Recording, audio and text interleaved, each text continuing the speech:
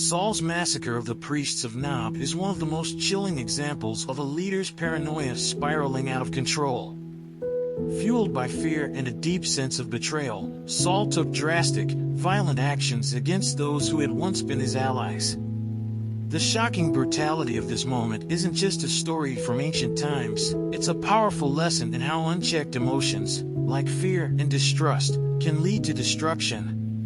What if we could learn from Saul's tragic downfall and choose a different path, one of protection and wisdom, before emotions like anger and fear dictate our actions?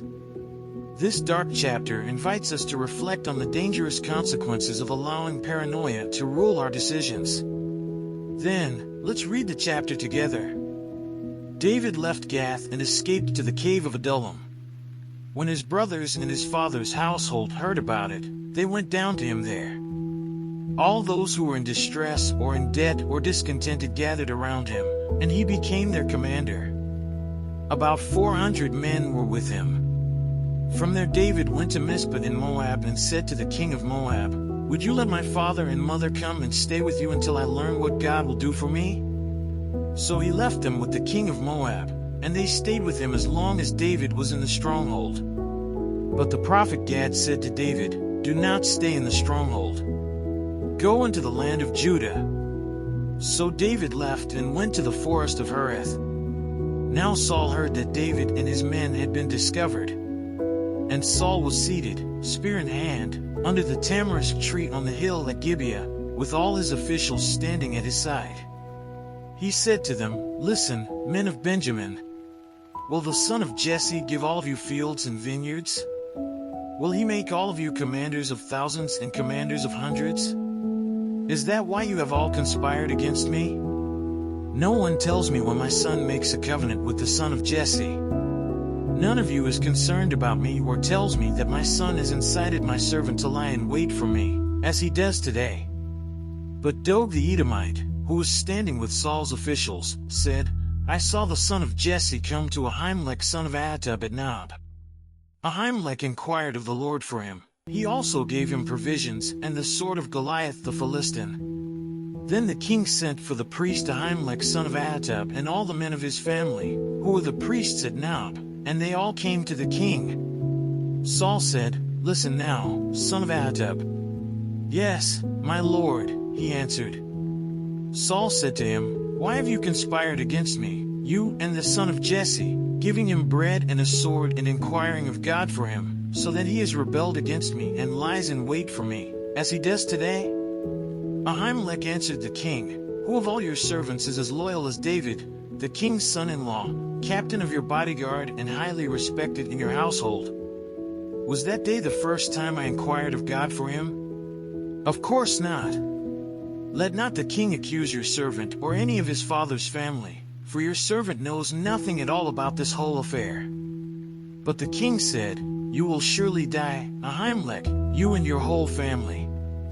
Then the king ordered the guards at his side, "Turn and kill the priests of the Lord, because they too have sided with David." They knew he was fleeing, yet they did not tell me. But the king's officials were unwilling to raise a hand to strike the priests of the Lord. The king then ordered Doeg, "You turn and strike down the priests." So Doeg the Edomite turned and struck them down. That day he killed 85 men who wore the linen ephod. He also put to the sword Nob, the town of the priests, with its men and women, its children and infants, and its cattle, donkeys, and sheep. But one son of Ahimelech son of Ahitub, named Abiathar, escaped and fled to join David. He told David that Saul had killed the priests of the Lord. Then David said to Abiathar, that day, when Doeg the Edomite was there, "I knew he would be sure to tell Saul. I am responsible for the death of your whole family. Stay with me, don't be afraid. The man who wants to kill you is trying to kill me too. You will be safe with me." Let's say a quick prayer to thank the Lord for his mercy. God, thank you so much for the wisdom you've given us through this study. We're grateful for the lessons we've learned, especially about the power of our emotions and the impact they can have on our decisions. Help us to keep this knowledge close to our hearts and apply it every day. When fear, anger, or doubt rise up, remind us to pause, reflect, and choose your way instead. Guide us in using what we've learned to protect ourselves and those we love. We trust you to help us grow in wisdom and understanding, Lord. Thank you for being with us through it all. Amen. Saul's actions in killing the priests of Nob are a stark reminder of how unchecked fear and paranoia can destroy lives, even the life of a leader. It's a warning to all of us: when emotions like anger, fear, or betrayal control our decisions, we risk making choices that harm not only others but ourselves as well. The real question is, what will you do when faced with your own moments of distress or doubt?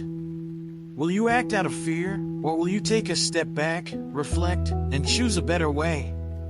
Reflect on Saul's story and ask yourself, how can I protect those I care about, and avoid making decisions that I might regret later? If you're ready to turn fear into wisdom, take action today, and don't forget to subscribe to this channel and turn on notifications so you can continue learning and applying these powerful lessons to your own life.